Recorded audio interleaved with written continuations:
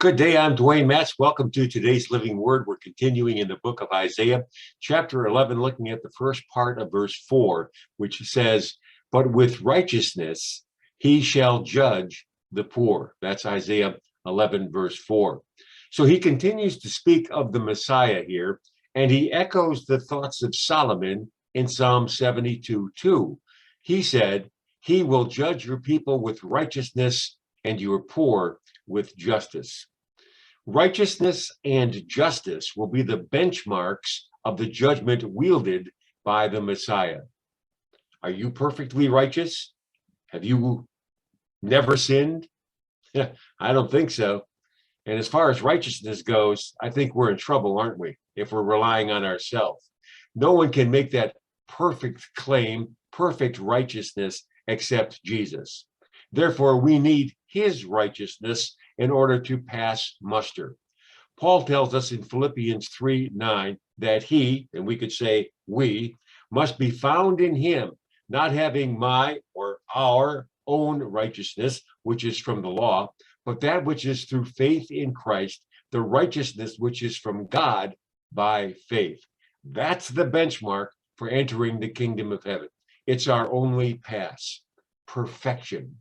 Psalm 37:29 says, "The righteous shall inherit the land and dwell in it forever." Oh, what a great promise for the believer's future. So how do we become righteous? Well, by faith, which by his grace is a gift.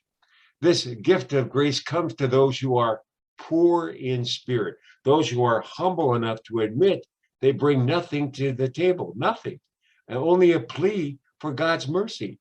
The poor sinner who is aware of his spiritual poverty and acknowledges his sinful state before God and asks God for mercy, he will be heard, he will be saved. He's like that tax collector that we read about in Luke 18:13, and the tax collector standing afar off would not so much as raise his eyes to heaven, but beat his breast, saying, "God, be merciful to me, a sinner." Listen to what Jesus says about this in the very next verse. He said, "I tell you, this man went down to his house justified rather than the other. For everyone who exalts himself will be humbled, and he who humbles himself will be exalted." The poor in spirit will find favorable judgment with the Messiah.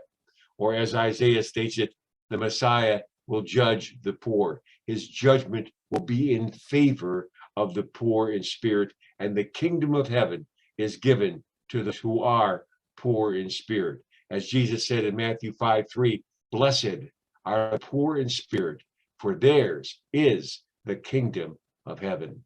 I'm Dwayne Matz. That's today's Living Word.